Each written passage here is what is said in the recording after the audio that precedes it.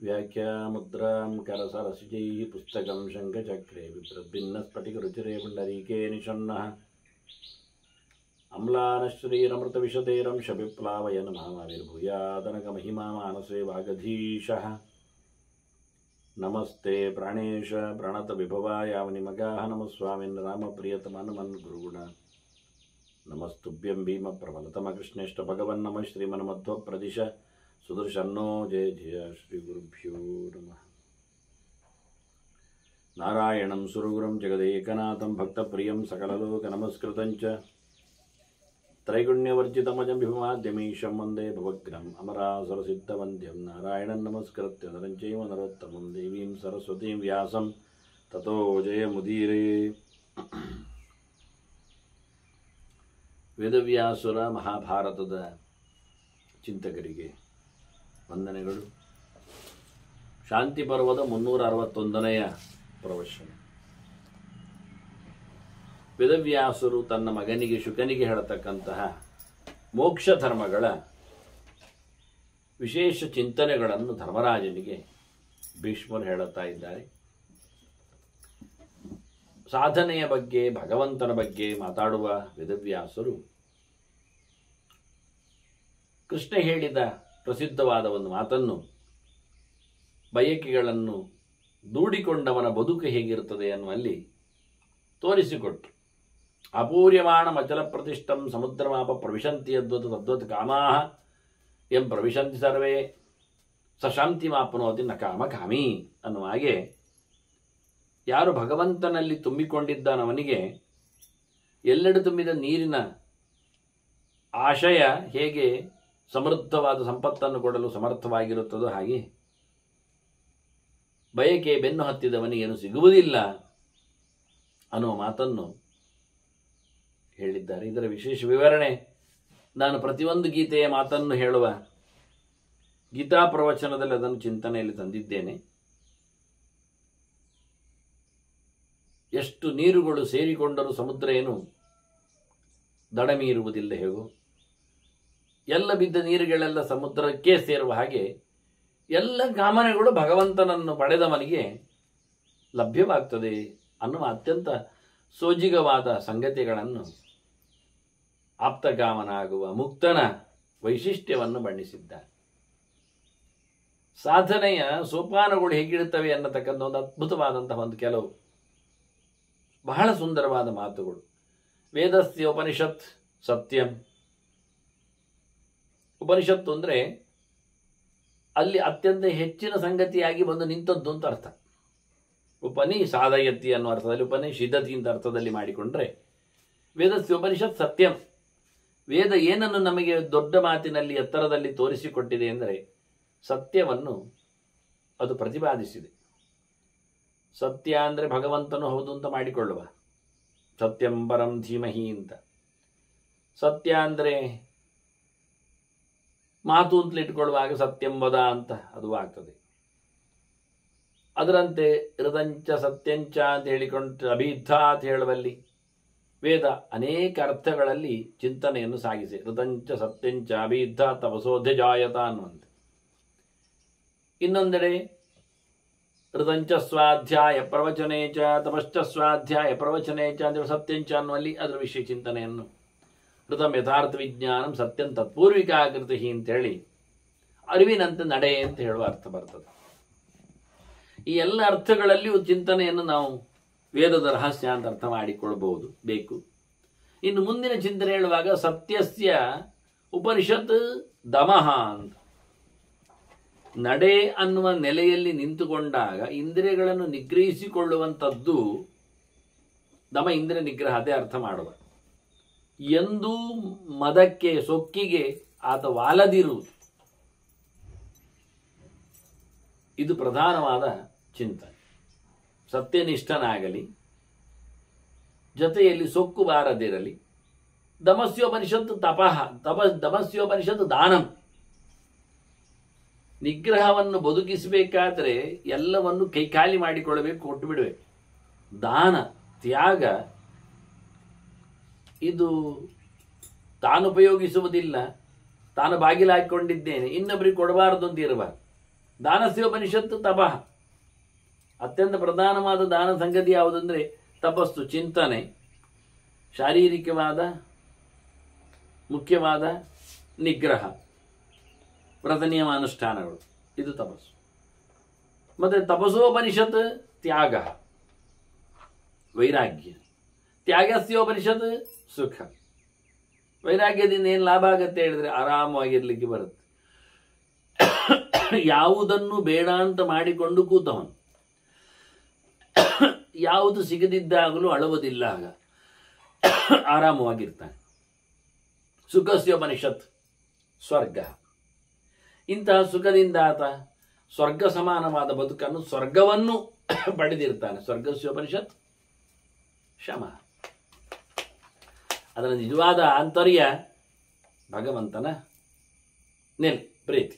ಹಾಗಾಗಿ ಸ್ವರ್ಗ ಎನ್ನುವುದು ಇದಲ್ಲ, ಮೋಕ್ಷ ಅಂತ ಅರ್ಥ ಆಗತ್ತೆ. ಆಗ ಆತ್ಯಂತಿಕವಾದ ಸುಖದ ಭಗವಂತನ ಸಂಪ್ರಾಪ್ತಿ.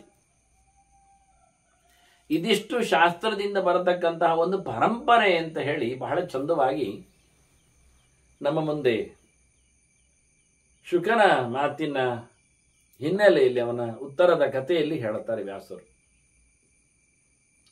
ಕ್ಲೇದನೆ ಶೋಕ ಮನಸೋಹೋ ಸಂತೀರ್ಣೆ ತೃಷ್ಣಯಾ ಸಹ ಸತ್ವಮೃಚ್ಛತಿ ಸಂತೋಷಾತ್ ಶಾಂತಿ ಲಕ್ಷಣ ಉತ್ತಮ. ಈಗಾಗಲೇ ಹೇಳಿದ್ರಿ ಸುಖ ಅಂತೇಳಿ, ಶಾಂತಿ ಮೋಕ್ಷ ಅಂತ. ಅದು ಹೇಗೆ ಹೇಳಿದ್ರಿ? ಮನಸ್ಸಿನಲ್ಲಿ ನೋವು ಇರ್ತದೆ ಅಲ್ಲವ, ಇದು ಸೇರಿಯೇ ಕೊಂಡಿರ್ತದೆ, ಅದನ್ನು ಬಿಡಬೇಕವ. ಮನಸ್ಸಿನಲ್ಲಿ ಸಂಕಟವನ್ನು ಪಡುವುದು ನಿಲ್ಲಿಸಿಕೊಂಡರೆ, ಮನಸ್ಸಿನಲ್ಲಿ ಸಂಕಟ ಆಗುವುದಿಲ್ಲ. ಯಾಕೆ ಹೇಳಿದರೆ ಆಗ್ತದೆ ಹೇಗೆ ಅಂದರೆ ಆಸೆ ಇದ್ದಾಗ, ಬೇಕುಗಳು ಬಂದಾಗ, ಸಿಗದೇ ಇದ್ದಾಗ ಒಂದು ಆಗುವ ಪರಿಸ್ಥಿತಿ ಅತ್ಯಂತ ಕಠೋರವಾದ್ದು. ಹಾಗಾಗಿ ಆಸೆ ಬಿಟ್ಟವನು ಮನಸ್ಸಿನಲ್ಲಿ ನೋವನ್ನು ಮಾಡಿಕೊಳ್ಳುವುದಿಲ್ಲ. ಇಂಥವನು ಸುಭಗನಾಗ್ತಾನೆ, ಸುಲಭನಾಗ್ತಾನೆ, ಸಾತ್ವಿಕನಾಗ್ತಾನೆ. ಇದರಿಂದಾಗಿ ಆರಾಮವಾದ ಸಂತೋಷವನ್ನು ಪಡಿತಾನೆ. ಹೀಗಾಗಿ ಅವನು ಶಾಂತಿಗೆ ಸಿಗ್ತಾನೆ.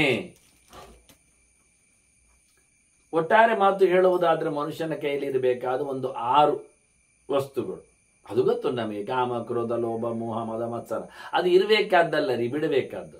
ಅದು ಶತ್ರುಗಳು. ಮತ್ತೆ ಮಿತ್ರರು ಯಾರು ಅಂದರೆ ವಿಶೋಕ, ನಿರ್ಮಮ, ಶಾಂತ, ಪ್ರಸನ್ನಾತ್ಮ, ಆತ್ಮವಿತ್, ಶುಚಿ. ಇದು ಅದಕ್ಕೆ ವಿರುದ್ಧವಾದ ವಸ್ತುಗಳು 6. ಶುದ್ಧನಾಗಿರಬೇಕು. ಮೈ ಮಾತು ಮನಸ್ಸು ಎಲ್ಲ, ಆಂತರ ಬಾಹ್ಯ ಎಲ್ಲ ಶುದ್ಧತೆ ಬೇಕು. ದೇವರನ್ನು ಒಪ್ಪಿರಬೇಕು, ತಿಳಿದಿರಬೇಕು. ತಾನು ದೇವರು ಅಲ್ಲ ಹೌದು ಎನ್ನುವುದರ ಅರ್ಥ ಆಗಿರಬೇಕು ಅವನಿಗೆ. ಅದರ ಆಚೆಗೆ ಮುಖ್ಯವಾಗಿ ಅವನು ಸಂತೋಷದಲ್ಲಿ, ಇದ್ದಿದ್ದರಲ್ಲಿ, ಇಷ್ಟಪಡುವಲ್ಲಿ ಅವನು ಇರಬೇಕು. ದೇಹವನ್ನು ಮನಸ್ಸನ್ನು ಅವನು ತನ್ನನ್ನು ಎಲ್ಲ ಶಾಂತವಾಗಿರುವಂತೆ ಮಾಡಿಕೊಳ್ಳಬೇಕು. ಭಗವಂತನೆಡೆಗೆ ವಿಶೇಷವಾದಂತಹ ಪ್ರೀತಿಯನ್ನು ಸಂಪಾದನೆ ಮಾಡಬೇಕು. ನಾನು ಮಾಡಿದ್ದೇನೆ, ನನಗೆ ಬೇಕು, ನನ್ನದು ಅಂತ ಹೇಳಿಕಂತ ಅಹಂಕಾರ ಮಮಕಾರಗಳಿಗೆ ಅವನು ಬದ್ಧನಾಗಬಾರದು. ಯಾವುದೇ ವಿಷಯದಲ್ಲಿ ತಲೆಕೆಡಿಸಿಕೊಂಡು ನೋವನ್ನು ಅನುಭವಿಸಲಿಕ್ಕೆ ಹೋಗುವ. ಹೀಗಿದ್ದಾಗ ಷಡ್ವಿಹಿ ಲಕ್ಷಣಮಾನೇತೈಹಿ ಸತ್ವೇನ ಪುನರೇಷ್ಯತಿ. ಇಂಥವನು ಸಾತ್ವಿಕನಾಗ್ತಾನೆ. ನೋಡಿ, ನೀವು ಲೆಕ್ಕ ಹಾಕಿ ಎಷ್ಟು ಪರ್ಸೆಂಟ್ ಅಂತ. ಒಂದೊಂದು ಇದ್ದದಕ್ಕೆ 10-15% ಕೂಡಿಸಬಹುದು. 16% ಇಟ್ಕೊಳ್ಳಿ. ಷೋಡಶಾಂಶ ಯಾವುದಕ್ಕೂ ಅಳುವುದಿಲ್ಲವ ಅವನು 16ನೇ ಒಂದು ಅಂಶದಲ್ಲಿ, ಅಂದರೆ ಷೋಡಶಾಂಶದಲ್ಲಿ ಅವನು ವಿನ್. ನಾನು ನನ್ನದು ನನಗೆ ನನ್ನ ಅಲ್ಲಿ ಅಂತ ಹೇಳಿಕೊಂಡು ಇಲ್ಲಿ ಬಿಟ್ಟಿರ್ತಾನೆ. ಅವನು ಮತ್ತೆ 16ನೇ ಒಂದು ಅಂಶದಲ್ಲಿ ಅವನು ಒಳ್ಳೆಯವನಾಗ್ತಾನೆ. ಹಾಗೆ ಯಾರು ಶಾಂತನಾಗಿರ್ತಾನೆ ಅವನು ಒಳ್ಳೆಯವನಾಗ್ತಾನೆ. ಅದರಾಗಿ ಭಗವಂತನ ಎಚ್ಚರ ಯಾರಲ್ಲಿರ್ತದೆ? ದೇಹ ಭಿನ್ನವಾದಂತಹ ತನ್ನನ್ನು, ತನ್ನಕ್ಕಿಂತ ಬೇರೆಯಾದ ದೇವರನ್ನು, ಇದನ್ನೆಲ್ಲ ಯಾರು ನೋಡಿರ್ತಾನೆ ಯೋಚನೆಯಲ್ಲಿ. ಹಾಗೆ ಶುದ್ಧತೆಯನ್ನು ಯಾರು ಕಾಪಾಡಿಕೊಳ್ಳುತ್ತಾನೆ, ಈ ಒಂದೊಂದು ಅಂಶಗಳಲ್ಲಿ ನೋಡಿಕೊಂಡ್ರೆ ಅವನು ಪೂರ್ವಸತ್ವನ ಆಗ್ತಾನೆ. ಇಲ್ಲಾದ್ರೆ ರಾಜಸಾಮಸನ ಆಗ್ತಾನೆ. ಏ ವಿದುಹು ಪ್ರತ್ಯೇಗಾತ್ಮಾನಂ ಇಹಸ್ತಾನ್ ಅಮೃತಾನ್ ವಿದು. ತನಗಿಂತ ಬೇರೆಯಾದ ದೇವರನ್ನು ಇಲ್ಲಿ ಅಂದರೆ ಇಂದ್ರಿಯಗಳಲ್ಲೇ ಇದ್ದಾನೆ ಭಗವಂತ. ಪ್ರತಿ ಇಂದ್ರಿಯಗಳಲ್ಲಿಯೂ ದೇವತೆಗಳಿದ್ದಾರೆ, ದೇವರಿದ್ದಾನೆ. ಅವರಿಗೆಲ್ಲರಿಗಿಂತಲೂ ಮಿಗಿಲಾದ ಭಗವಂತನನ್ನು ನಿರಂತರವಾಗಿರುವವನನ್ನು ಯಾರು ತಿಳ್ಕೊಳ್ತಾನೆ ಅವನು ಅಮೃತತ್ವವನ್ನು ಪಡೆಯಲಿಕ್ಕೆ ಸಮರ್ಥನಾಗ್ತಾನೆ. ಮನುಷ್ಯನ ಸುಖದ ಸಮ ಕತೆ ಆಗ ಹೇಗಿರ್ತದೆ, ಅದು ಅಕೃತ್ರಿಮ. ಇಲ್ಲಿ ಸುಖ ಬರೋದು ಯಾವುದೋ ಒಂದು ಕೃತ್ರಿಮವಾಗಿ ಮಾಡಿಕೊಂಡದ್ದು, ಸಹಜ ಅಲ್ಲ. ಅಸಂಹಾರ್ಯಂ, ಇಲ್ಲಿಯ ಸುಖ ಸತ್ತು ಹೋಗ್ತದೆ, ಸಂಹಾರ್ಯ, ಅಲ್ಲಿ ನಿಂತು ಹೋಗುವುದಿಲ್ಲ. ಪ್ರಾಕೃತ, ಇದು ಇಲ್ಲಿದ್ದು, ಅದು ಸಹಜ ಅವನದ್ದು. ನಿರುಪಸ್ಕೃತ, ಯಾವುದೇ ಒಂದು ಕಾರಣದಿಂದ ಯಾವುದೋ ಒಂದರ ಸಂಬಂಧದಿಂದ ಬರುವಂಥದ್ದಲ್ಲ. ಹಾಗೆ ಅಧ್ಯಾತ್ಮವಿತ್ ಕೃತಪ್ರಜ್ಞ ಸುಖಂ ಅವ್ಯಯಂ ಅಶ್ನುತೆ. ಇಂತಹ ಅವ್ಯಯವಾದ, ಶಾಶ್ವತವಾದ, ವಿಕಾರಗೊಳ್ಳದ, ವಿಕಾರಿಸದ ಸುಖವನ್ನು ಅಧಿಕಾತ್ಮನಾದ ಭಗವಂತನನ್ನು, ಸರ್ವೋತ್ತಮನನ್ನು ತಿಳಿದವನು, ಅದನ್ನು ಗಟ್ಟಿಯಾಗಿ ತನ್ನಲ್ಲಿ ಇಟ್ಟುಕೊಂಡವನು ಕೃತಪ್ರಜ್ಞ, ಪರಮಾತ್ಮನಲ್ಲೇ ತನ್ನ ಮನಸ್ಸನ್ನು ನೆಲೆಗೊಟ್ಟವನು ಪಡಿತಾನೆ. ಅವನ ಮನಸ್ಸು ಚಂಚಲ ಆಗಿರುವುದಿಲ್ಲ. ಅಚಂಚಲವಾದ ಮನಸ್ಸುಳ್ಳವನ ಭಗವಂತನನ್ನು ಕಾಣುತ್ತಾನೆ. ನಿಷ್ಪ್ರಚಾರಂ ಮನಸ್ಕೃತ್ವ ಪ್ರತಿಷ್ಠಾಪ್ಯಜ ಸರ್ವಶಃ, ಮನಸ್ಸನ್ನು ಅಲುಗದಂತೆ ಮಾಡಿ ದೇವರಲ್ಲಿ ನೆಲೆಗೊಳ್ಳುವಂತೆ ಮಾಡಬೇಕು. ಇಂಥವನು ಪಡೆಯತಕ್ಕಂಥ ಸುಖ, ಸಮೃದ್ಧಿ, ಚಿಂತನೆ, ಲಾಭ ಇನ್ಯಾರಿಗೂ ಸಿಗುವುದಿಲ್ಲ. ಯಾವಯಂ ಲಭತೆ ತುಷ್ಟಿಂ ಸಾನ ಶಕ್ಯ ಆತ್ಮನೋ ಅನ್ಯಥ. ಮನುಷ್ಯನಿಗೆ ಈ ಪ್ರಕಾರವಾದಂತಹ ಸುಖ, ಸಿಹಿ ಸಿಗುವಂಥದ್ದು ಬೇರೆ ಯಾವ ರೀತಿಯಿಂದಲೂ ಆಗುವುದಿಲ್ಲ. ಮನಸ್ಸನ್ನು ದೃಢವಾಗಿಸಿಕೊಂಡು ಭಗವಂತನಲ್ಲಿ ನೆಲೆಗೊಳಿಸುವ ಮೂಲಕ ಅದು ಅತ್ಯುತ್ತಮವಾದಂತಹ ಬಗೆಯನ್ನು ಪಡಿತಾನೆ. ಏನ ತೃಪ್ಯತಿ ಅಭುಂಜಾನ, ಊಟ ಮಾಡದೆಯೂ ಹೊಟ್ಟೆ ತುಂಬುವಂಥದ್ದು ಅದು ಯಾರಿಂದಾಗಿ. ಏನ ತೃಪ್ಯತಿ ಅವಿತ್ತವಾನ್, ದುಡ್ಡಿಲ್ಲದ ಬಡವನು ಯಾವುದರಿಂದಾಗಿ ಶ್ರೀಮಂತ ಅನಿಸಿಕೊಳ್ಳುತ್ತಾನೆ. ಏನಾ ಸ್ನೇಹ ಬಲಂದತ್ತೆ, ಫ್ರೆಂಡ್ಸೇ ಇಲ್ಲ ಆದರೂ ಗಟ್ಟಿದ್ದಾನೆ, ಸಹಾಯಕರೇ ಇಲ್ಲ, ಪ್ರೀತಿಸುವವರೇ ಇಲ್ಲ, ಆದರೂ ಯಾವುದೇ ಕೊರತೆ ಇಲ್ಲದವನ ಆಗ್ತಾನೆ. ಯಾರಿಂದ?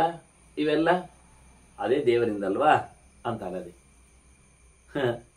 ಯಾರು ನಿಜವಾಗಿ ಅಸ್ತಂವೇದ ಸವೇದವಿತ್ತು, ಯಾರಿಲ್ಲದೆಯೂ ಬಲವನ್ನು ಪಡೆದಿದ್ದಾನೋ, ಏನಿಲ್ಲದೆಯೂ ಹೊಟ್ಟೆ ತುಂಬಿದೆ ಆಗಿಬಿಡುತ್ತದೋ, ಯಾರಿಲ್ಲಾದರೂ ಶ್ರೀಮಂತ ಆಗಿಬಿಡ್ತಾನೋ, ಯಾರಿಂದಾಗಿಯೂ ಶ್ರೀಮಂತನಾಗಿ ಬಿಡ್ತಾನೋ ಅವನು ಯಾರು? ಅದು ದೇವರು. ದೇವರಿದ್ದು ಬಿಟ್ಟರೆ ಎಲ್ಲ ಇದ್ದ ಹಾಗೆ, ದೇವರಿದ್ದು ಬಿಟ್ಟರೆ ಸಹಾಯಕರಿದ್ದ ಹಾಗೆ, ದಾಸವನ್ನ ಸಯುಜ ಸಖ ಹೇಳಿದ ಹಾಗೆ. ದೇವರಿದ್ದರೆ ಮತ್ತೇನು ಬೇಡ ಆಗ್ತದೆ, ಹೊಟ್ಟೆ ತುಂಬಿ ಇರ್ತದೆ. ಅಂತಹ ಭಗವಂತನಿಂದಾಗಿ ವ್ಯಕ್ತಿ ಸಮೃದ್ಧಿಯನ್ನು, ಸಂತೋಷವನ್ನು ಪಡಿತಾನೆ. ಅವನು ನಿಜವಾಗಿ ದೇವರನ್ನು ತಿಳಿದವ ಅಂತ ಅರ್ಥ. ಅಸಂಖ್ಯೋ ಹಿ ಆತ್ಮನಃ ದ್ವಾರಂ ಅಭಿದಾಯ, ಯಾವುದರ ಸಂಪರ್ಕಕ್ಕೂ ಒಳಗಾಗದೆ ತನ್ನ ದೇಹದ ಬಾಗಿಲನ್ನೆಲ್ಲ ಮುಚ್ಚಿ, ಇಂದ್ರಿಯಗಳೆಲ್ಲ ಓಡ್ತಾವೆ, ಅವುಗಳು ಚೆನ್ನಾಗಿ ಅದನ್ನು ಮುಚ್ಚಿಕೊಂಡು ಭಗವಂತನೆಡೆಗೆ ಅವನು ಯೋಗ್ಯಾಸ್ತೆ ವಿಚಿಂತೆಯನ್, ದೇವರನ್ನು ನೆನಪಿಸಿಕೊಳ್ತಾ ಇರ್ತಾನೆ. ಅವನು ಬ್ರಾಹ್ಮಣ ಶಿಷ್ಟ ಸ ಆತ್ಮನಿ ಸ ಆತ್ಮರತಿರುಚ್ಯತೆ. ಅವನನ್ನು ನಾವು ಆತ್ಮರತಿ ಅಂತ ಹೇಳ್ತೇವೆ, ಆತ್ಮಾರಾಮ ಅಂತ ಹೇಳ್ತೇವೆ. ಎಲ್ಲ ಬಾಗಿಲನ್ನು ಮುಚ್ಚಿಕೊಂಡ ಭಗವಂತನನ್ನು ಮಾತ್ರನೇ ತನ್ನ ಚಿಂತನೆಯಲ್ಲಿ ತಂದವನು. ಅವನು ಒಂದು ದೃಷ್ಟಿಯಿಂದ ಆತ್ಮ ಅಂದರೆ ಅಂತರ್ಯಾಮಿಯಾದ ಪರಮಾತ್ಮನಲ್ಲಿ ಆನಂದವನ್ನು ಪಡಿತಾನೆ ಅಂತ. ಆತ್ಮ ಅಂದರೆ ತಾನು ತಾನೇ ಎನ್ನುವುದು ಅರ್ಥ. ಆರಾಮವಾಗಿರ್ತಾನೆ. ಇಂಥ ಆತ್ಮರಾಮನು, ಆತ್ಮರತಿಯು ಭಗವಂತನಿಂದಾಗಿ ಸಂತೋಷವನ್ನು ಯಾರಿಂದಲೂ ಸಂತೋಷವನ್ನು ಪಡೆಯದಂತೆ ಇರುವವನು. ಅವನ ಮನಸ್ಸು, ಅವನ ಬದುಕು ಬಹಳ ಸುಂದರವಾಗಿರ್ತದೆ. ಸಮಾಹಿತಂ, ಅವನು ಚೆನ್ನಾಗಿ ದೇವರಲ್ಲಿ ತನ್ನನ್ನು ಸಮರ್ಪಿಸಿಕೊಂಡಿರ್ತಾನೆ. ಭಗವತ್ ತತ್ವ ಅವನಲ್ಲಿ ಬಹಳ ಚೆನ್ನಾಗಿ ನೆಲೆಗೊಂಡಿರ್ತದೆ ವಾಸ್ತವವಾಗಿ. ಮತ್ತವನು ಪರೇ ತತ್ವವೇ ಕ್ಷೀಣ ಕಾಮಂ ಅವಸ್ಥಿತಂ, ಬೇರೆ ಯಾವುದೇ ಬಯಕೆ ಇಲ್ಲದ ಪರಮಾತ್ಮನನ್ನೇ ನಂಬಿ ಅವನಲ್ಲಿ ಆ ತತ್ವದಲ್ಲಿಯೇ ತಾನು ನೆಲೆಗೊಂಡಿದ್ದಾನೆ, ಗಟ್ಟಿಯಾಗಿದ್ದಾನೆ. ನಿರಂತರವಾಗಿ ಅವನ ಕಾಪಿಡುವಲ್ಲಿ ತನ್ನನ್ನು ತೆರೆದುಕೊಂಡಿರ್ತಾನೆ. ಅಂಥವನು ಎಲ್ಲ ಪ್ರಕಾರದಿಂದಲೂ ಆರಾಮವಾಗಿದ್ದಾನೆ ಅಂತ ಅರ್ಥ. ಸರ್ವತಃ ಸುಖವನಮೇತಿ ವಪುಹು ಚಾಂದ್ರಮ ಸಂಯಥ, ಚಂದ್ರನ ಮಂಡಲ ಅದು ಎಷ್ಟು ಚಂದವಾಗಿರುತ್ತದೆ, ಅದರಂತೆ ಭಗವಂತನಿಂದಾಗಿವ ಭಗವದ್ ದರ್ಶನದ ಸಂಬಂಧದಿಂದ ಅತ್ಯಂತ ಎತ್ತರವನ್ನು ಪಡೆದಿರ್ತಾನೆ, ಸಂತೋಷವನ್ನು ಪಡೆದಿರ್ತಾನೆ. ಎಲ್ಲ ರೀತಿಯಿಂದಲೂ ಅವನಿಗೆ ದುಃಖ ಎನ್ನುವುದು ಇಲ್ಲ ಆಗಿರುತ್ತದೆ. ಅಂದರೆ ಮೋಕ್ಷದ ಸುಖವನ್ನು ಪಡೆಯಲು ಸಮರ್ಥನಾಗ್ತಾನೆ ಅಂತ. ಈ ಜ್ಞಾನಿಗಳ ಚಿಂತನೆ ಹೇಗಿರುತ್ತದೆ? ಅವಿಶೇಷಾಣಿಭೂತ. ಯಾವ ವಿಷಯದಲ್ಲಿ ಅವರಿಗೇನು ಏರುಪೇರು ಕಾಣುವುದೇ ಇಲ್ಲ. ಭೂತಗಳು ಅಂದರೆ ಸತ್ವಗಳು, ಪ್ರಾಣಿಗಳು, ಜಂತುಗಳು ಎಲ್ಲರೂ ತಿಟ್ಕೊಳ್ಳಿ. ಮನುಷ್ಯನು ಒಬ್ಬ ಪ್ರಾಣಿಯನ್ನು, ಅವನಿಗೆ ಅವಿಶೇಷ. ಇದರಲ್ಲಿ ಯಾರಲ್ಲಿ ವಿಶೇಷ ಇಲ್ಲ. ನಾಯ ಆದ್ರೇನು, ಮನುಷ್ಯ ಆದ್ರೆ ಶುನಿ ಜೈವ ಶ್ವಪಾಕೇಶ ಪಂಡಿತ ಸಮದರ್ಶನ ಹೇಳಲಿಲ್ವಾ ಕೃಷ್ಣ? ಇವನು ಇನ್ನೂ ಒಂದು ಮುಂದಕ್ಕೆ ಹೋದ ಈ ವಿಷಯದಲ್ಲಿ. ಅವಿಶೇಷಾಣಿ, ಇಲ್ಲಿ ಸಮಾನ ಹೇಳಿದ್ದಲ್ಲ, ಸಮ ಸರ್ವತ್ರ ಭೂತೇಶು ಅಲ್ಲ ಇದು. ಅವಿಶೇಷ ಅಂದರೆ ಅವಿಶೇಷಾಣಿ ಅಂತ. ಅಹ ಇತಿ ಬ್ರಹ್ಮ ಅಂತ ಭಗವಂತ. ಭಗವಂತನಿಂದಾಗಿ ಎಲ್ಲದರಲ್ಲಿಯೂ ವಿಚಿತ್ರವಾಗಿರತಕ್ಕ ಅವುಗಳದ್ದೇ ಆಗಿರತಕ್ಕಂಥ ನಂಟುಗಳು, ಸಂಬಂಧಗಳು ಬೆಳೆದಿವೆ ಎನ್ನುವುದನ್ನು ನೋಡಿಕೊಳ್ಳುವ. ಅಷ್ಟೆಲ್ಲ ವಿ ಅಂದ್ರೆ ಭಗವಂತನ, ವಿಪಕ್ಷಿ ಪರಮಾತ್ಮನೋ ಅಂತ. ಅಲ್ಲಿ ಅಗಮೆ ಪ್ರವಿಸಂಭೂಮೆಯಲ್ಲಿ ವಿಕಾರ ಇದೆ. ಆದ್ದರಿಂದ ಅಶೇಷಾಣಿ ವಿಶೇಷಾಣಿ ಅವಿಶೇಷಾಣಿ ಅಂತ ಅರ್ಥ. ದೇವರಿಂದಾಗಿ ಎಲ್ಲೋ ಬಂದದ್ದು ಎನ್ನುವುದನ್ನು ತಿಳ್ಕೊಳ್ಳುವ. ಎಲ್ಲದರಲ್ಲಿಯೂ ದೇವರು ಒಂದೇ ಪ್ರಕಾರವಾಗಿ ಇದ್ದಾನೆ ಎನ್ನುವುದನ್ನು ಅನುಸಂಧಾನ ಮಾಡಿಕೊಳ್ಳುವವ. ಮುಖ್ಯವಾಗಿ ಗುಣಾಂಶ ಜಹತೋ ಮುನೇ, ಈ ಲೋಕದಲ್ಲಿ ಬಂದಿರತಕ್ಕಂಥ ತನ್ನ ಇಂದ್ರಿಯಗಳ ವ್ಯಾಪಾರದಿಂದ ಆಗಿರತಕ್ಕಂಥ ಶಬ್ದಾದಿಗಳ ತನ್ನಲ್ಲಿರತಕ್ಕಂತಹ ಕೆಲವು ವಿಶೇಷವಾಗಿರತಕ್ಕಂತಹ ದೈಹಿಕವಾದ ಸಂಬಂಧಗಳ ಲಕ್ಷಣಗಳ, ಕ್ವಾಲಿಟೀಸ್, ಧರ್ಮಗಳ, ಇವೆಲ್ಲದರಿಂದಲೂ ದೂರಾಗಿ ಅವನು ಅದನ್ನೆಲ್ಲ ಬಿಟ್ಟುಕೊಂಡವ. ಭಗವಂತನಲ್ಲಿ ಮಾತು ಬಲ್ಲವ, ಲೋಕದಲ್ಲಿ ಮೌನ ವಹಿಸುವವ, ಸೃಷ್ಟಿಕರ್ತನಾದ ಭಗವಂತನನ್ನು ಅರಿತುಕೊಂಡವ. ಅವನು ಸುಖವನ್ನು ಅನುಭವಿಸುತ್ತಾನೆ. ಸುಖೇನ ಅಬೋಹ್ಯತೆ ದುಃಖಂ ಭಾಸ್ಕರ ಭಾಸ್ಕರೇಣ ತಮೋಯತ. ಸೂರ್ಯ ಬಂದವ ಹೇಗೆ ಕತ್ತಲನ್ನು ಓಡಿಸ್ತಾನೋ ಹಾಗೆ ಇಂತಹ ಭಗವಂತನ ವಿಶೇಷವಾದಂಥ ಜ್ಞಾನದಿಂದ ಅವನು ಆನಂದವನ್ನು ಪಡಿತಾನೆ. ಆನಂದದಿಂದ ಅವನ ದುಃಖ ಓಡಿ ಹೋಗ್ತದೆ. ಅದು ವಿರುದ್ಧ ಧರ್ಮಗಳಿದ್ದಾಗೆ. ಆನಂದ ಇದ್ದಾಗ ದುಃಖ ಇರುವುದಿಲ್ಲ, ದುಃಖ ಇತ್ತು ಈಗ ಆನಂದ ಆಗಿದೆ. ಕತ್ತಲು ಮತ್ತು ಅದಕ್ಕೆ ವ್ಯವಸ್ಥೆ ಕೊಟ್ಟದವರು ಭಾಸ್ಕರೇಣ ತಮೋಯತ ಅಂತ. ಸೂರ್ಯ ಬಂದಾಗ ಕತ್ತಲು ಹೋಗ್ಲಿಕ್ಕೆ ಹೊತ್ತು ಬೇಗ ಇಲ್ಲ, ಹೇಗೂ ಹಾಗೆ. ಅದರಂತೆ ಭಗವಂತನ ಪ್ರೀತಿಯನ್ನು ಸಂಪಾದನೆ ಮಾಡಿದವ ಜ್ಞಾನಿಯಾದವನ ಚಿಂತನೆಗಳನ್ನು ಇಲ್ಲಿ ಉಲ್ಲೇಖ ಮಾಡಿದವನು ಆರಾಮವಾಗಿ ದೇವರು ಕೊಟ್ಟ ಸುಖದಿಂದ ದುಃಖವನ್ನು, ಸಂಸಾರವನ್ನು, ಪುನರ್ಜನ್ಮಾದಿಗಳ ಬೇಗೆಯನ್ನು ಆತ ಕಳ್ಕೊಳ್ಳುತ್ತಾನೆ ಅಂತ. ತಮಧಿಕ್ರಾಂತ ಕರ್ಮಾಣಂ ಅಧಿಕ್ರಾಂತ ಗುಣಕ್ಷಯಂ ಬ್ರಾಹ್ಮಣಂ ವಿಷಯಾಶ್ಲಿಷ್ಟಂ ಜರಾ ಮೃತ್ಯು ನವಿಂದತೆ. ಇನ್ನು ಅವನಿಗೆ ಹುಟ್ಟು ಸಾವಿಲ್ಲ ಅಂತ ಅದಕ್ಕೆ ನಾನು ಹೇಳಿದೆ. ಇನ್ನು ಮತ್ತೆ ಹುಟ್ಟಿ ಬರೋದಿಲ್ಲ. ಈ ರೀತಿಯಾಗಿ ತನ್ನತನವನ್ನು ಕೊನೆಗೊಳಿಸಿಕೊಳ್ಳುವ ವ್ಯಕ್ತಿ ಅವನು. ಇನ್ನವನಿಗೆ ಲೌಕಿಕವಾದ ಕರ್ಮಗಳು ಮಾಡುವಂತೆ ಇಲ್ಲ, ಮಾಡಬೇಕು ಅಂತಿಲ್ಲ, ಮಾಡುವುದಿಲ್ಲ. ಬಾಹ್ಯವಾದಲ್ಲಿ, ಪ್ರಾಕೃತವಾದಲ್ಲಿ ಅಂಥವನು. ಹಾಗೆ ತನ್ನಲ್ಲಿರತಕ್ಕಂಥ ಮನೆ ಮಾಡಿಕೊಂಡಿರತಕ್ಕಂಥ ಗುಣ ಮನೆ ಮಾಡಿಕೊಂಡಿರುತ್ತೆ. ಈ ಬಾಹ್ಯ ದೇಹಗಳೇನಿರ್ತವೆ, ಸ್ಥೂಲ ದೇಹಗಳು, ಇದನ್ನು ಕಳಚಿಕೊಳ್ಳಿಕ್ಕೆ ಉಂಟವ ಇರಲಿ. ಅಂಥವನು ವಿಶೇಷವಾಗಿ ವಿಷಯಗಳಿಂದ ಬಿಡುಗಡೆಯನ್ನು ಪಡೆದಾಗ ಅವನಿಗೆ ಸಾವು ನೋವುಗಳು, ಮರಣ ಮುದಿತನಗಳು ಬೆನ್ನ ಹಿಂದೆ ಬೀಳುವುದಿಲ್ಲ. ಈ ರೀತಿಯಾದ ಭಗವಂತನ ಎಚ್ಚರವನ್ನು ಆತ ಕಾಪಾಡಿಕೊಂಡ ಬ್ರಾಹ್ಮಣ ಎನ್ನುವ ನೆಲೆಯಲ್ಲಿ ಅರ್ಥ ಆಗ್ತಾನೆ ವಾಸ್ತವವಾಗಿ. ಸಯದಾ ಸರ್ವತೋ ಮುಕ್ತ ಸಮಂ ಪಶ್ಯನ್ ಸಹ ಪರ್ಯವತಿಷ್ಠತೆ. ವಾಸ್ತವವಾಗಿ ಸಮಃ ಪರ್ಯವತಿಷ್ಠತೆ, ಎಲ್ಲ ಕಡೆಯಲ್ಲಿ ಒಂದೇ ರೀತಿಯಾಗಿ ಭಗವಂತನನ್ನು ಕಾಣುವಂತೆ ಯಾರು ನೆಲೆಗೊಳ್ಳುತ್ತಾರೆ ಎಲ್ಲ ವಸ್ತುಗಳಿಂದಲೂ ತನಗೆ ಅಲ್ಲ ಅಂತ ಹೇಳಿಕೊಂಡು ಮೋಕ್ಷವನ್ನು, ಬಿಡುಗಡೆಯನ್ನು ಯಥೋ ನಿವರ್ತೇತ ಅನ್ನುವಾಗಿ ಎಲ್ಲವನ್ನೂ ತೊರೆದವ. ಆದರೆ ಎಲ್ಲದರಲ್ಲಿಯೂ ದೇವರಿದ್ದಾನೆ ಅಂತ ಎಚ್ಚರ ಮಾಡಿಕೊಂಡವ. ಇಂದ್ರಿಯಾಣಿ ಇಂದ್ರಿಯಾರ್ಥಾಂಶ್ಚ ಶರೀರಸ್ಯೋತಿ ವರ್ತತೆ. ವಾಸ್ತವವಾಗಿ ಶರೀರಸ್ಥ ದೇಹದಿಂದ ಆತ ಎಲ್ಲ ಧರ್ಮಗಳನ್ನು ಹೊರಗೆ ಹಾಕಿಕೊಳ್ತಾನೆ. ಇಂದ್ರಿಯಗಳಿಗೆ ಸಂಬಂಧಪಟ್ಟಂಥ ಅರ್ಥಗಳನ್ನು, ಶಬ್ದಾದಿಗಳನ್ನು ಸಹ ಆತ ಬಿಟ್ಟುಕೊಟ್ಟಿರ್ತಾನೆ. ಈ ರೀತಿಯಾಗಿ ಇಂದ್ರಿಯಾದಿಗಳಿಂದ ಆತ ತನ್ನ ಸಂಪರ್ಕವನ್ನು ಕಳಚಿಕೊಳ್ಳುವವ, ವಿಷಯಗಳಿಂದಲೂ ಸಂಪರ್ಕವನ್ನು ಕಳಚಿಕೊಳ್ಳುವವ. ವಿಶೇಷವಾಗಿ ಬಿಡುಗಡೆಯನ್ನು ಪಡಿತಾನೆ. ಇದವನ ವಿಶೇಷವಾದ ಅಂಶಗಳು ಒಂದು ದೃಷ್ಟಿಯಿಂದ ನೋಡ್ಲಿಕ್ಕೆ ಹೋದಾಗ. ಇದರ ಚಿಂತನೆಯನ್ನು ಮುಂದುವರಿಸಿ ಹೇಳ್ತಾರೆ. ಅವನು ಕಾರಣಂ ಪರಮಂ ಪ್ರಾಪ್ಯ, ಪರಮಾತ್ಮನು ಕಾರಣನಿದ್ದಾನೆ. ಎಲ್ಲದಕ್ಕೂ ಕಾರಣನಾದ ಪರಮಾತ್ಮನನ್ನು ಚೆನ್ನಾಗಿ ಅರ್ಥೈಸಿಕೊಂಡುವ, ತಿಳಿದುಕೊಂಡು ಪಡೆದು ನಿಂತು ಜಗತ್ಕಾರಣನಾಗಿ, ಆನಂದ ಕಾರಣನಾಗಿ, ಮೋಕ್ಷ ಕಾರಣನಾಗಿ ಭಗವಂತನ ಅನುಸಂಧಾನ ಮಾಡುವ ಮೂಲಕ ಅಧಿಕ್ರಾಂತಸ್ಯ ಕಾರ್ಯತ, ಕಾರ್ಯ ಯಾವುದುದು? ಸೃಷ್ಟಿಯಾದಿಗಳು, ಹುಟ್ಟು. ಈ ಹುಟ್ಟುಗಳಿಂದ ಆತ ದೂರನಾಗಿ ಅದನ್ನು ಬಿಟ್ಟುಕೊಟ್ಟಿದ್ದಾನೆ. ಅಂತವನು ಪುನರಾವರ್ತನನ್ನಾತಿ ಸಂಪ್ರಾಪ್ತಸ್ಯ ಪರಾತ್ ಪರ, ಅಂತವನಿಗೆ ಮತ್ತೆ ಹುಟ್ಟಿಲ್ಲ.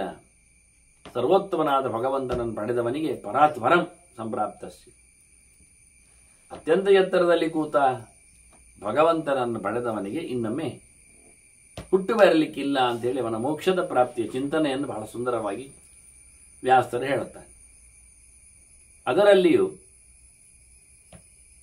ಭಗವಂತನನ್ನು ಪಡೆಯಬೇಕೆನ್ನುವ ನೆಲೆಯಲ್ಲಿ ಮೋಕ್ಷವನ್ನು ಬಯಸುವವನಿಗೆ ವಿಶೇಷವಾದ ಚಿಂತನೆಗಳಲ್ಲಿ ಹೇಳಲಿಕ್ಕೆ ಉಂಟು ಎನ್ನುವುದಾಗಿ ವ್ಯಾಸರು ಪ್ರತಿಜ್ಞೆ ಮಾಡ್ತಾರೆ. ವಕ್ತ್ರ ಗುಣವತ ಶಿಷ್ಯ ಶ್ರಾವ್ಯ, ಶಿಷ್ಯನಿಗೆ ಕೇಳಿಸಬೇಕು. ಯಾರು? ಹೇಳುವವ. ಯಾರವನು? ಗುಣವತ, ಒಳ್ಳೆ ಗುಣವುಳ್ಳಂತಹ ಹೇಳುಗ, ವಕ್ತೃ. ಅವನು ಶಿಷ್ಯನಿಗೆ ಕೇಳಿಸಬೇಕು. ಪೂರ್ವಂ ಇದ ಮಹತ್, ಇದನ್ನು ದೊಡ್ಡ ವಿಷಯವಾಗಿ ಕೇಳಿಸ್ಲಿಕ್ಕುಂಟವನಿಗೆ. ಎಲ್ಲಕ್ಕಿಂತ ಮೊದಲು ಶಿಷ್ಯ ಹೇಗಿರ್ತಾನೆ? ಅವನು ಮೋಕ್ಷ ಜಿಜ್ಞಾಸು. ಅವನು ಮೋಕ್ಷವನ್ನು ಪಡೆಯಲು ಇಷ್ಟಪಟ್ಟಿದ್ದಾನೆ. ಯಾವುದರಿಂದ ಮೋಕ್ಷ? ದ್ವಂದ್ವಗಳಿಂದ. ದ್ವಂದ್ವಾನಿ ಮೋಕ್ಷ ಜಿಜ್ಞಾಸು, ದ್ವಂದ್ವಗಳನ್ನು, ಸುಖ ದುಃಖಗಳಾಗಲಿ, ಜರಾಮೃತ್ಯುಗಳಾಗಲಿ, ಶೋಕಮೋಹ ಆಗಲಿ, ಆನಂತರ ಕ್ಷುತ್ಪಿಭಾಸೆಗಳಾಗಲಿ, ಜಯಾಪಜಯ ಆಗಲಿ, ಒಟ್ಟಾರೆ ಎರಡು ದ್ವಂದ್ವಗಳನ್ನು ಬಿಡಲು ಬಯಸುವವನು ಶಿಷ್ಯನು. ಅವನನ್ನು ಗುರುಗಳು ಚೆನ್ನಾಗಿ ಅವನಿಗೆ ತಿಳಿಸಿಕೊಡಬೇಕು. ಈ ದ್ವಂದ್ವಗಳು ಎಲ್ಲಿವೆ? ಅರ್ಥಧರ್ಮಾನುತಿಷ್ಠತಃ, ಅರ್ಥವನ್ನು ಆಶ್ರಯಿಸಿ ಕೂತಿದೆ, ಧರ್ಮವನ್ನು ಅವಲಂಬಿಸಿ ಕೂತಿದೆ. ಹಾಗಾಗಿ ಇದನ್ನು ಬಹಳ ಚೆನ್ನಾಗಿ ಅವನಿಗೆ ಸೂಕ್ಷ್ಮವಾಗಿ ಹೇಳಬೇಕಾಗ್ತದೆ ಅಂತ ತಿಳಿಸಿಕೊಡುವಲ್ಲಿ ಮುಖ್ಯವಾದ ವಿಷಯಗಳು ಇರ್ತವೆ. 3 ಸಂಗತಿಗಳು ಮುಖ್ಯ. ಭಾವಾಭಾವೋಚ ಕಾಲಶ್ಚ, ಬರುವುದು ಹೋಗುವುದು ಅನ್ನುವುದೊಂದು ಕಾಲದ ಪರಿಧಿಯಲ್ಲಿ ಆಗುವುದು. ಕಾಲ ಅಂದರೆ ನಾರಾಯಣ ಭಗವಂತ ಹಿಂದೆ ಹೇಳಿ ಆಗಿದೆ ಬೇಕಾದಷ್ಟು ಸರ್ತಿ. ಅವನಿಂದ ಆಗತಕ್ಕಂಥ ಸೃಷ್ಟಿ ಸಂಹಾರಗಳು ಮತ್ತೆ ಮತ್ತೆ ಎಲ್ಲವೂ ಸೃಷ್ಟಿ ಸಂಹಾರದಲ್ಲಿ ಸೇರ್ತದೆ. ಮೋಕ್ಷವು ಅದು ಸಂಹಾರ ಅಂತ ಅನಿಸ್ತದೆ, ಬಾಹ್ಯವಾದ ದೇಹಗಳ ಸಂಹಾರ ಅಂತ ಅರ್ಥದಲ್ಲಿ. ಹಾಗಾಗಿ ಮೋಕ್ಷ ಎಲ್ಲಿ ಆನಂದವೂ ಸಹ ಸೃಷ್ಟಿಯಲ್ಲಿ ಸೇರ್ತದೆ, ಆನಂದವನ್ನು ಕೊಡುವುದು, ಸೃಷ್ಟಿ ಮಾಡುವುದು ಅಂತ. ಹಾಗಾಗಿ ಉಂಟು ಇಲ್ಲಗಳು, ಭಾವ ಅಭಾವಗಳು, ಅದರ ಜೊತೆಯಲ್ಲಿ ಕಾಲ. ಇದು 3 ಸಂಗತಿಗಳು. ಭಾವಾಭಾವೋಚ ಕಾಲಶ್ಚ ಸರ್ವಭೂತೇಶು ಪಂಚಸ್, ಪಂಚಭೂತಗಳು ಎಲ್ಲ ಕಡೆ ಇವೆ. ಮಣ್ಣು, ನೀರು, ಬೆಂಕಿ, ಗಾಳಿ, ಆಕಾಶ. ಎಲ್ಲ ಜೀವಜಾತಗಳಿಗೆ ಇದು ಬೇಕೇ ಬೇಕು. ಎಲ್ಲರೂ ಪ್ರಾಕೃತಾರೆ. ಹಾಗಾಗಿ ಇದರ ಲಕ್ಷಣಗಳು, ಪಂಚಭೂತಗಳು, ಪಂಚ ಇಂದ್ರಿಯಗಳಲ್ಲಿ ಸಮನ್ವಯಗೊಳ್ತವೆ. ಆಕಾಶಕ್ಕೆ ಶಬ್ದ ಇದೆ, ಗುಣ, ಕಿವಿಯಲ್ಲಿ ಕೇಳಲಿಕ್ಕೆ ಬರ್ತದೆ, ಹಿಂದೆ ಹೇಳಿ ಆಗಿದೆ ಅದನ್ನೆಲ್ಲ. ಹಾಗೆ ಕಣ್ಣಿದೆ, ಅದರಲ್ಲಿ ರೂಪ ನೋಡಲಿಕ್ಕೆ ಬರ್ತದೆ, ಹೊರಗಿನಿಂದ ಬೆಳಕದು. ಹಾಗೆ ಇಂದ್ರಿಯಗಳು, ರಸನೇಂದ್ರಿಯ, ರಸ, ನಾಲಿಗೆ, ಹಾಗೆ ಚರ್ಮ, ಸ್ಪರ್ಶ, ಗಾಳಿ ಅದಕ್ಕೆ ಸಂಬಂಧಪಟ್ಟಂತೆ, ಅದರಂತೆ ಗಂಧ ಮೂಗಿಗೆ ಸಂಬಂಧಪಟ್ಟಂತೆ, ಅದು ಪೃಥ್ವಿ ತತ್ವಕ್ಕೆ ಸಂಬಂಧಪಟ್ಟದ್ದು. ನೀರು ಹೇಗೆ ಜಲತತ್ವಕ್ಕೋ ಹಾಗೆ ವಾಯು ಹೇಗೆ ಸ್ಪರ್ಶ ತತ್ವಕ್ಕೆ ಸಂಬಂಧಿಸಿದ ಹಾಗೆ ಇದರಲ್ಲಿ ದೇಹದಲ್ಲಿ ಆಕಾಶ ತುಂಬಿದೆ. ಉಸಿರಿಗೆ ಬಂದಾಗ ಪ್ರಾಣಾಪಾನಗಳು ಇರ್ತವೆ. ಬಿಸಿಯಾಗಲಿಕ್ಕೆ ಒಳಗೆ ಪಾಕ ಆಗ್ತದೆ, ಬೆಂಕಿಯ ಲೆಕ್ಕಾಚಾರ ನೋಡಿದರೆ. ನೀರಿನಲ್ಲಿ ಸಮಸ್ಯೆಯಲ್ಲಿ ಬಂದಾಗ ಮೈಯಲ್ಲಿ ಬೆವರ್ತದೆ. ಮಣ್ಣಿನದ್ದು ಹೇಳಬೇಕಾಗಿಲ್ಲ. ಮೂಳೆ, ಅಸ್ಥಿ, ಅಸ್ಥಿ ದಂತ ನಖಾನಿಚ ಅಂತಾರೆ, ಹಲ್ಲು, ಉಗುರು, ಇವೆಲ್ಲ ಮಣ್ಣಿನ ವ್ಯಾಪಾರಗಳು, ವಿಕಾರಗಳು. ವಿಶೇಷವಾಗಿ ದೇಹದಲ್ಲಿ ಮಣ್ಣಿದೆ ಎಂದು ಗೊತ್ತಾಗಲಿಕ್ಕೆ ಕಾರಣವಾದವುಗಳು. ಹೇಗೆ ಮೂತ್ರ, ಬೆವರು ಎಲ್ಲ ನೀರಿಗೆ ಕಾರಣ ಆಗ್ತದೆ ಹಾಗೆ. ಇದರೊಟ್ಟಿಗೆ ಒಂದುಂಟು ಮನಸ್ಸು. ಮನೋ ನೋ ಮೇತೇಶಾಂ. 5 ಭೂತಗಳು, ಭಾವ ಮತ್ತೆ ಕಾಲ, ಅದು 3 ಹೇಳಿದ ಹಾಗೆ 8. 9ನೇದ್ದು ಮನಸ್ಸು, ಮತ್ತೆ 10ನೇದ್ದು ದಶಮಿ. ಬುದ್ಧಿಸ್ತು ದಶಮಿ ಸ್ಮೃತ. ಬುದ್ಧಿ ಅದರದ್ದು, ಮನಸ್ಸು ಮತ್ತೆ ಬುದ್ಧಿ ಎರಡಿದೆ. ಸಾಂದ್ರವಾದದ್ದು, ತಿಳಿವಿಗೆ ಸಂಬಂಧಪಟ್ಟದ್ದು ಬುದ್ಧಿ ಅಂತ. ಅದರ ಲಕ್ಷಣವನ್ನು ಒಂದು ಉಲ್ಲೇಖ ಮಾಡ್ತಾರೆ ಅವರು. ಹೀಗೆ 10 ಪ್ರಕಾರ ಇದ್ದರೆ ಇದಕ್ಕೆ 11ನೇ ಏಕಾದಶ ಅಂತರಾತ್ಮಾಚ ಸರ್ವತಃ ಪರವಚ್ಯತೆ. ಒಳಗೆ ಕೂತವನು ಭಗವಂತ, ಅವನು ದೊಡ್ಡವ. 11 ಬುದ್ಧಿ ಉಂಟು ಹೇಳಿದ್ರಿಂದ ಬುದ್ಧಿ ಜೀವನ ಆಗ್ತಾನೆ, ಬುದ್ಧಿ ಶಬ್ದಕ್ಕೆ ಅರ್ಥ. ಹಾಗಾಗಿ ಜೀವನ ಅಂದರೆ ಜೀವಾಭಿಮಾನಿಯಾದ ಚತುರ್ಮುಖನು ಬರ್ತಾನೆ, ವಿಜ್ಞಾನಮಯ ಕೋಶವಂತು. ಎಚ್ಚರ. ಬುದ್ಧಿ ಇರುವುದು ಜಡಕ್ಕ, ಜೀವಕ್ಕಲ್ವ. ಆದರೆ ಜೀವ ಇಲ್ಲದ ಬುದ್ಧಿ ಇರ್ತದ. ಹಾಗೆ 11ರಲ್ಲಿ ದೇವರಲ್ಲಿ ಬಂದಾಯಿತು. ಮತ್ತೆ 10ರ ಮನಸ್ಸು ಅಂದದಲ್ಲ ನಾವು. ದಶಮಿ ಬುದ್ಧಿ, 10 ಬುದ್ಧಿ ಅಂದಿದೆ. 9ರ ಮನಸ್ಸು ಅಂದಿದೆ, ಮನೋಹ ನವಮಃ ಅಂದಿದ್ದೇವೆ.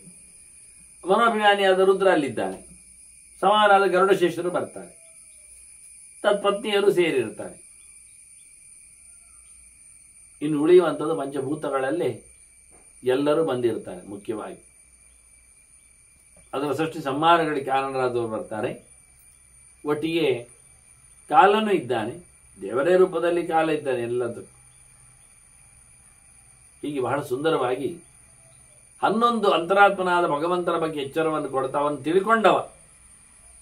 ಅವನು ಅತ್ಯಂತ ಉತ್ತಮದಲ್ಲಿದ್ದಾನೆ. ಈ ಬುದ್ಧಿ ಅದು ವ್ಯವಸಾಯಾತ್ಮಿಕ ಬುದ್ಧಿ, ನಿಶ್ಚಯ ಮಾಡುವಂಥದ್ದಾದರೆ. ಮನಃ ವ್ಯಾಕರಣಾತ್ಮಕ, ವಿಕಾರಗೊಳಿಸುವಂಥದ್ದು. ಹೌದೋ ಅಲ್ಲವಾ, ಅದಲ್ಲ ಹೀಗೆ ಅಂತೇಳಿ ವಿಕಾರ ಚಿಂತನೆಯಲ್ಲಿ ಬರುವಂಥದ್ದು ಮನಸ್ಸು. ಕರ್ಮಾನುಮಾನಾದ್ ವಿಜ್ಞೇಯ ಸಜೀವ ಕ್ಷೇತ್ರ ಉಚ್ಯತೆ.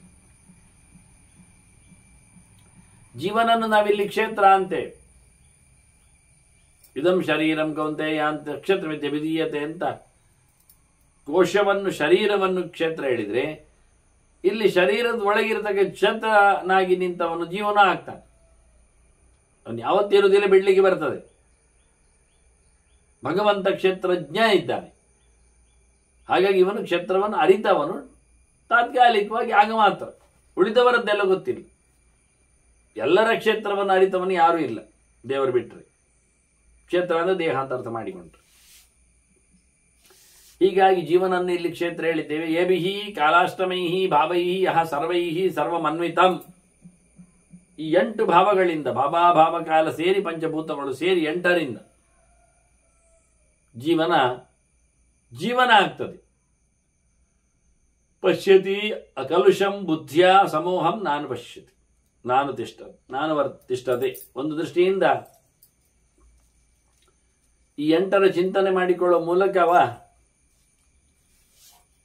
ಬುದ್ಧಿಮತ್ತೆಯಿಂದ ತನ್ನ ದೇಹದಲ್ಲಿ, ತನ್ನಲ್ಲಿ ಪಾಪವನ್ನು ಆತ ದೂರ ಮಾಡಿಕೊಂಡರೆ, ಬಿಟ್ಟರೆ ಅವನು ನಿಜವಾಗಿಯೂ ಒಳ್ಳೆಯವನಾಗಲಿಕ್ಕೆ ಅವಕಾಶ ಇದೆ ಅನ್ನೋ ನೆಲೆಯನ್ನು ಉಲ್ಲೇಖ ಮಾಡ್ತಾರೆ. ಅವನು ಮೋಹವನ್ನು ಪಡೆಯುವುದಿಲ್ಲ, ಮತ್ತೆ ಸಂಸಾರಕ್ಕೆ ಬರುವುದಿಲ್ಲ. ಶರೀರಾದ್ ವಿಪ್ರಮುಕ್ತಂ ಈ ಸೂಕ್ಷ್ಮರೂಪಂ ಶರೀರಿಣಂ ಕರ್ಮಭಿಃ ಪರಿಪಶ್ಯಂತಿ ಶಾಸ್ತ್ರೋಕ್ತೈಃ ಶಾಸ್ತ್ರಚೇತಸಃ. ಅವನಿದ್ದಾನೆ ಅಂತ ಹೇಳೋದು ಹೇಗಿರಿ? ಬೇರೆ ಆಗ್ತಾನೆ, ಬೇರಿದ್ದಾನೆ, ಅವನಲ್ಲಿ ಇನ್ನೂ ಇದೆ, ಇಲ್ಲೇ ಮುಗ್ದೋಯ್ತು, ಅದು ಹೂವಿನ ಹಾಗೆ, ಅದು ಹಣ್ಣಿನ ಹಾಗೆ ಅಲ್ಲ. ಅದಕ್ಕೆ ಆತ್ಮವನ್ನು, ಇದನ್ನು ಬಿಟ್ಟು, ದೇಹವನ್ನು ಬಿಟ್ಟು ಆತ್ಮವನ್ನು ನೋಡುವವರಿದ್ದಾರೆ, ನೋಡಿದ್ದಾರೆ ಅಂತ ಮಾತನ್ನು ಉಲ್ಲೇಖ ಮಾಡ್ತಾರೆ ವ್ಯಾಸರು. ಅದುಂಟು. ವ್ಯಾಸರ ವಾಕ್ಯಲ್ಲಿ ಮುಕ್ತಿಯಾಗಿ ಬಂದದ್ರಿಂದ ನಾವು ಬೇರೆ ಮಾತಾಡಲಿಕ್ಕೆ ಬರುವುದಿಲ್ಲ ಎರಲ ವಿಷಯದಲ್ಲಿ. ಹಾಗಾಗಿ ಇದೆ ಕರ್ಮಾನುಮಾನಾತ್, ದೇಹದ ಚೇಷ್ಟೆ ನೋಡಿ ಗಮನಿಸಬೇಕು. ಇದು ದೇಹದ್ದಲ್ಲ. ದೇಹದಲ್ಲಿ ಚೇಷ್ಟೆ ಆಗ್ತದೆ ಹೇಳಿದ್ರೆ ಹೆಣದಲ್ಲಿ ಆಗಬೇಕಾಗ್ತದೆ. ಅಂದ್ರೆ ಒಳಗಿರತಕ್ಕವನು ನನ್ನನ್ನು ನಾನು ಮಾಡಿ, ಈಗ ತಿಂತಾನೆ, ಹಿಂದೆ ಹೇಳಿದ್ರು ಅವರು, ತಿನ್ನುವುದು ನಾವೇ ಅಂತ ಇಟ್ಟುಕೊಂಡ್ರೆ ತಿನ್ನುವಾಗ ನಾಲಿಗೆ ಹಚ್ಚುವುದು ಯಾಕೆ? ನಾವು ಬೇಕು ಹಚ್ಚಿದೇವ? ಇಲ್ಲ, ಅದೇ ಆಗುದಾದ್ರೂ ನಮಗೆ ಎಚ್ಚರ ಉಂಟಲ್ಲ. ಅಲ್ಲ, ಅದು ದೇವರು ಮಾಡಿಸು, ಸರಿ ತಾನೆ, ಇದ್ದಾರೆ ಒಳಗೆ ಅಂತ ಇದನ್ನೇ ಹೇಳಿದ್ದು. ಎಲ್ಲೆಡೆ ಭಗವಂತನ ಇರುವಿಕೆಯನ್ನು ಕಂಡವನು ಎಲ್ಲೆಡೆ ಅವನ ಚೇಷ್ಟೆಯನ್ನು ಕಾಣುವ ಮೂಲಕ, ಇಲ್ಲಿಯೂ ಅವನು ನಡೆಸಿದ್ದಾನೆ ಅಂತ ಹೇಳುವ ಮೂಲಕ ಚೇಷ್ಟೆ ಕಾರಣನಾಗಿ ಹೊರಗಿನಿಂದ ನಮಗೆ ಜೀವ ಅಂತ ಕಾಣುವಾಗಿ ದೇವರಿದ್ದಾನೆ. ದೇವರಿಂದ ಜೀವನಲ್ಲಿ ಕೆಲಸವು ನಡೀತದೆ. ಇದನ್ನೆಲ್ಲ ಬಹಳ ಚೆನ್ನಾಗಿ ನೋಡಬೇಕಾದ್ರೆ, ದೇಹ ಬಿಟ್ಟು ಹೋಗುವವನು ಇದ್ದಾನೆ, ಸೂಕ್ಷ್ಮ ದೇಹದಲ್ಲಿ ಇದ್ದಾನೆ ಜೀವ, ಸ್ಥೂಲ ದೇಹವನ್ನು ಬಿಟ್ಟ ಆಗಿರ್ತದೆ, ಅದರಿಂದ ಪ್ರತ್ಯೇಕವಾಗಿ ಜೀವ ಉಂಟು. ಇದನ್ನೆಲ್ಲ ಶಾಸ್ತ್ರ ವಾಕ್ಯದಲ್ಲಿ ಶಾಸ್ತ್ರ ತಿಳಿದವರು ಶಾಸ್ತ್ರೀಯವಾಗಿ ಕಾಣುತ್ತಾರೆ. ಸುಮ್ಮನೆ ನೋಡ್ಲಿಕ್ಕೆ ಆಗುದಿಲ್ಲ. ಸುಮ್ಮನೆ ಕೂತವು ದೂರದಲ್ಲಿ ಹೇಳಿಬಿಡ್ತಾನೆ, ವೇದ ಇದೆ ಅದಕ್ಕೆ ಅರ್ಥ ಇಲ್ಲ ಹೇಳಿಯಾನ್. ವೇದದಲ್ಲಿ ನಮ್ಮದು ಕಂಪ್ಯೂಟರ್ ಎಲ್ಲ ಬರಲಿಲ್ಲ ಹೇಳಿಯಾನ್. ವೇದದಲ್ಲಿ ದೇವರ ಪೂಜೆ ಇಲ್ಲ ಹೇಳಿಕೊಂಡು ತಿರುಗುವವರು ಇದ್ದಾರೆ. ಅವರಿಗೆ ವೇದ ಎಲ್ಲಿ ಸಿಕ್ಕಿದೆ? ಯಾರು ಹೇಳಿದ್ದು ಕೇಳುದವರು? ಯಾರೋ ಹೇಳಿದ್ದು ಎಲ್ಲೇ ಹೇಳ್ತಾರೆ. ನೋಡಿದ್ರೆ ಅವರು 16,000 ಮಂತ್ರಗಳಲ್ಲಿ ಒಂದು ಶಾಖೆ, ಇಂಥದ್ದು 1000 ಶಾಖೆಗಳಾಗಿವೆ. ನೋಡಿಕೊಳ್ಳುವುದಾದ್ರೆ ಏನು ಅದ್ಭುತವಾಗಿರ್ತದೆ. ಇಲ್ಲೇ ಹೇಳುವುದು ಬಹಳ ಸುಲಭ, ಉಂಟು ಹೇಳುವಾಗ ಬಹಳ ಕಷ್ಟ ಇದೆ ಅಂತ. ಆದ್ರಿಂದ ಕರ್ಮಾನುಮಾನಾತ್, ದೇಹದಲ್ಲಿ ಚೇಷ್ಟೆ ಮಾಡುವನ್ನು ನೋಡಿಕೊಳ್ಳುವ ಮೂಲಕ ಜೀವ ಇದ್ದಾನೆ, ಜೀವನಿಗೆ ಹೆಸರಿದೆ, ಜೀವ ದೇವರ ಕಂಟ್ರೋಲ್ ಅಲ್ಲಿದ್ದಾನೆ, ಅವನು ಮಾಡಿದ್ದು ಪೂರ್ಣ ಆಗುವುದಿಲ್ಲ ಕೆಲವೊಮ್ಮೆ. ಇದನ್ನೆಲ್ಲ ಅರ್ಥ ಮಾಡಿಕೊಳ್ಳಲಿಕ್ಕೆ ಆಗ್ತದೆ. ಎಷ್ಟು ಭಾರ ಇದೆ, ಎಷ್ಟು ಮಹತ್ತಿಗೆ ಇದೆ, ಎಷ್ಟು ಪ್ರಯತ್ನ ಸಾಧ್ಯ ಇದೆ ಎನ್ನುವುದೆಲ್ಲ ಅರ್ಥ ಆಗಬೇಕಾದ್ರೆ ನಾವು ನಿಲ್ಲಬೇಕು ಒತ್ತಗೆಗಳ ಹತ್ತಿರದಲ್ಲಿ. ಈ ರೀತಿಯಾಗಿ ಏಭಿಹಿ ಕಾಲಾಷ್ಟಮೈಹಿ ಭಾವೈಹಿ ಯಹ ಸರ್ವೈಹಿ ಸರ್ವಮನ್ವಿತಂ ಪಶ್ಯತಿ ಅಕಲುಷಂ ಬುದ್ಧಿಯ ಸಮೋಹಂ ನಾನು ವರ್ತತೆ ಅಂತವನು ಶರೀರಾದ್ ವಿಪ್ರಮುಕ್ತಂ ಹಿ. ಇಲ್ಲಿಂದ ಬೆಳಗ್ಗೆ ಹೊರಗೆ ಹೋಗುವುದನ್ನು ಸೂಕ್ಷ್ಮಭೂತಂ, ಸೂಕ್ಷ್ಮವಾದ ಶರೀರದಲ್ಲಿ ಇರುವವನನ್ನು ಯೋಗದ ಶಕ್ತಿಯಿಂದ ಕರ್ಮಭಿಹಿ ಪರಿಪಶ್ಯಂತಿ ಶಾಸ್ತ್ರೋಕ್ತೈ. ಶಾಸ್ತ್ರವನ್ನು ಅರಿತವರು ಯಾವ ನೆಲೆಯಲ್ಲಿ ಅದನ್ನು ನೋಡ್ತಾರೆ, ಉತ್ಕ್ರಾಮಂತಂ ಚಿದಂಬಾಭಿ ಮುಂಜಾನಂ ವಾ ಗುಣಾನ್ವಿತಂ ವಿಮೂಢಾ ನಾನು ಪಶ್ಯಂತಿ ಜ್ಞಾನಚಕ್ಷುಷಃ ಅಂತೇಳಿ ಕೃಷ್ಣನೇ ಹೇಳ್ತಾ ಇದ್ದಾನೆ. ಅವರು ಜ್ಞಾನದ ಕಣ್ಣಿನಲ್ಲಿ ಜ್ಞಾನದಲ್ಲಿ ನೋಡುವುದಲ್ಲ, ಜ್ಞಾನದ ಕಣ್ಣು ಉಳ್ಳವರಾದ್ರಿಂದ ಹೊರಗಿನಿಂದ ನೋಡುವುದು. ಕೃಷ್ಣ ವಿಶ್ವರೂಪವನ್ನು ಕಾಣಿಸ್ತೇನೆ ಅಂತೇಳಿ ಕಣ್ಣು ಕೊಟ್ಟಾಗ, ಕಣ್ಣು ತೆರೆದಾಗ ನೋಡುದು ಹೊತ್ತು ಕಣ್ಣು ಕೊಟ್ಟಿದ್ದಾರೆ, ಉಂಟು ಕಾಣ್ತದಲ್ಲಿ ಕಾಣಬೇಕು, ಮತ್ತೆ ತೆಗಿತಾನವನು ಕಣ್ಣು. ಹೀಗೆ ಬಹಳ ಸುಂದರವಾಗಿ ಭಗವಂತನನ್ನು ಕಾಣುವ ಬಗ್ಗೆ ಹೇಗೆ ಅಂತ ಕಾಣುವ ಕಣ್ಣು ಕೊಡುವ ಮೂಲಕ ಎನ್ನುವ ಅರ್ಥವನ್ನು ಮಾಡ್ತಾರೆ. ಸೂಕ್ಷ್ಮ ಆಗಿರುವವರನ್ನು ಕೃಷ್ಣನ ಹೇಳಿದಾಗೆ ಪಶ್ಯಂತಿ, ಅವ್ರು ನೋಡ್ತಾರೆ, ಕಾಣ್ತದೆ ಅವರಿಗೆ. ಸೂಕ್ಷ್ಮವಾದಂಥ ದೇಹದಲ್ಲಿ ಜೀವ ಇರುವುದನ್ನು ಅವರು ಗಮನಿಸಿದ್ದಾರೆ. ಹೇಗೆ? ಯಥಾ ಮರೀಚ್ಯ, ಸೂರ್ಯರಶ್ಮಿಗಳು ಹೇಗೆ ಲೋಕದಲ್ಲಿ ತುಂಬಿರ್ತದೆ, ಎಷ್ಟು ಹೇಗಿರ್ತದೆ ಗೊತ್ತಾಗುವುದು ಹೇಗೆ? ಈಗ ನಮ್ಮ ಮೇಲೆ ಸೂರ್ಯರಶ್ಮಿ ಬೀಳ್ತಾ ಉಂಟು, ಗೊತ್ತಾಗ್ತದೆ. ಹಾಗೆ ಜೀವಗಳು ಎಲ್ಲ ಕಡೆಯಲ್ಲಿ ವಿಚಾರಂತೆ ಲೋಕಾನ್, ಸುತ್ತಮುತ್ತಲವರು ತುಂಬಿದ್ದಾರೆ, ವಿರೋಧವರಿಗೆ ಏನಾಗುವುದಿಲ್ಲ. ಪ್ರತಿರೂಪಮ್ಯತೆ ವಾಪ್ಸು ತಾವತ್ ಸೂರ್ಯಸ್ಯ ಲಕ್ಷ್ಯತೆ. ನೀರಿನಲ್ಲಿ ಸೂರ್ಯನ ಬಿಂಬ ಕಾಣುವುದಿಲ್ವಾ? ಪ್ರತಿಬಿಂಬ. ಹಾಗೆ ಸತ್ವಮಾಸ್ತು ಜ್ಞಾನವುಳ್ಳವ, ಯೋಗ್ಯನಾದ ಜೀವ, ಯೋಗಿಚರಿಯಲ್ಲಿ ನೆಲೆಸಿಕೊಂಡವ, ಅವನಿಲ್ಲಿ ಸತ್ಯವಾನ್ ಅಂತ ಅರ್ಥ. ಒಂದು ದೃಷ್ಟಿಯಿಂದ ಇಲ್ಲಿ ಬಂದಾಗ ಯೋಗಿಕವಾಗಿ ಅಂಥವನು ಬಹಳ ಚೆನ್ನಾಗಿ ಸತ್ವಂ ಪ್ರತಿರೂಪಂ ಪ್ರಪಶ್ಯತಿ. ಸತ್ಯವಾಂಶ ಯಥಾ, ಜೀವನನ್ನು ಪ್ರತಿರೂಪನನ್ನು ಪ್ರತಿಬಿಂಬನಾಗಿಯಂತೆ ಇರುವವನನ್ನು ಅವರು ನೋಡ್ತಾರೆ. ನೋಡಿದ್ದಲ್ಲಿ ಹೇಳಲಿಕ್ಕೆ ಉಂಟು ಅಂತ ಹೇಳಿಕೊಂಡದ್ದಕ್ಕೆ ನೋಡಿದವರು ಹೇಳ್ತಾ ಇದ್ದಾರೆ, ತೋರಿಸಿಕೊಟ್ಟಿದ್ದಾರೆ, ಅವರು ನೋಡ್ತಾ ಇದ್ದಾರೆ. ತಾನಿ ಸೂಕ್ಷ್ಮಾಣಿ ಸತ್ವಾನಿ ವಿಮುಕ್ತಾನಿ ಶರೀರತಃ. ಈ ಸ್ಥೂಲ ಶರೀರದಿಂದ ಹೊರಗೋಗಿರತಕ್ಕಂಥ ಅವುಗಳು ಜೀವಗಳು ಸೂಕ್ಷ್ಮ ಶರೀರದಲ್ಲಿದ್ದಾರೆ. ಇನ್ನೊಂದು ಸ್ಥೂಲ ಶರೀರವನ್ನು ಪಡೆಯುವವರೆಗಿರ್ತಾರೆ. ಅಂತಹ ಸೂಕ್ಷ್ಮ ಶರೀರದಲ್ಲಿ ಇರುವವರನ್ನು ಕಾಣುವವರುಂಟು, ಕಂಡದ್ದುಂಟು. ಇಲ್ಲಿಂದ ಬಿಡುಗಡೆ ಹೋದದ್ದನ್ನು ಬಿಡುಗಡೆ ಹೋಗುವಾಗಲೇ ನೋಡಿದ್ದುಂಟು ಹೇಳ್ತಾನೆ. ಸತ್ವೇನ ತತ್ವಜ್ಞಾಹ ಆ ಭಗವತ್ ತತ್ವದಿಂದಲೇ ಪಶ್ಯಂತಿ. ನಿಯತೇಂದ್ರಿಯ, ಇಂದ್ರಿಯಗಳನ್ನು ದೇವರೆಡೆಗೆ ಸಾಕಿಕೊಂಡವರು ಆ ಇಂದ್ರಿಯಗಳಿಂದ ಅವಂತವರನ್ನು ನೋಡ್ತಾರೆ. ಅವರು ಕಣ್ಣು ಲೋಕವನ್ನು ಕಾಣುವುದಿಲ್ಲ, ಇಂಥದ್ದನ್ನೇ ಕಾಣಲಿಕ್ಕೆ. ಕಿವಿ ಲೋಕದ ಬಗ್ಗೆ ಕೇಳುವುದಿಲ್ಲ, ಇಂಥದ್ದೇ ಸಂಗತಿಗಳು ಕೇಳುತ್ತದೆ. ಹೀಗೆ ಭಗವಂತನಿಂದಾಗಿ ತತ್ವವನ್ನು ತಾತ್ವಿಕರು ತಿಳ್ಕೊಂಡ್ರು. ಪ್ರಧಾನ ತತ್ವ ಅಂದರೆ ಒಂದು ಕ್ರಮ ಇದೆ ಸಿದ್ಧಿಯ ಕ್ರಮದಲ್ಲಿ. ಬೇಗ ಹೋಗಬೇಕಾದ್ರೆ ಬೇಗ ಹೋಗುವ ಭಗವಂತನ ಚಿಂತನೆ ಮಾಡಿಕೊಂಡು ಅಂಥವನಲ್ಲಿ ನಾವು ಅನುಸಂಧಾನ ಮಾಡ್ತಾ ಹೋಗ್ಬೇಕು, ನಾವು ಬೇಗ ಹೋಗ್ತೇವೆ ಅಂತ ಸಾಮಾನ್ಯ ದೃಷ್ಟಾಂತವನ್ನು ಕೊಟ್ಟು. ಹಾಗೆ ವೇದ ಮಂತ್ರಗಳ ಚಿಂತನೆಗಳಲ್ಲಿಯೂ ನೋಡಿದವರು ಕಂಡವರು ಯಾವ ರೀತಿಯಲ್ಲಿ ಅದನ್ನು ನೋಡ್ತಾ ಇರ್ತಾರೆ, ತಿಳ್ಕೊಳ್ಳುತ್ತಾರೆ. ಅದಕ್ಕೆ ಭಗವಂತನ ಪೂರ್ಣವಾದ ಅನುಗ್ರಹ ಬೇಕಿರ್ತದೆ. ಸ್ವಪದಾನ್ ಜಾಗೃತಾಂಚೈವ ಸರ್ವೇಷಾಂ ಆತ್ಮಚಿಂತಿತಂ ಪ್ರಧಾನ ದ್ವೈತ ಮುಕ್ತಾನ. ಈ ಸಂಶಯ ಅದೋ ಇದೋ ಅಂತ, ಅದರಿಂದ ಮುಖ್ಯವಾಗಿ ಹಿಂದೆ ಬಂದವರಿಗೆ, ಹೊರಟು ಹೋದವರಿಗೆ ದಹ್ಯತೆ ಕರ್ಮಜ ಮ್ರಜ, ಅವರು ಮಾಡಿದ ದೋಷಗಳು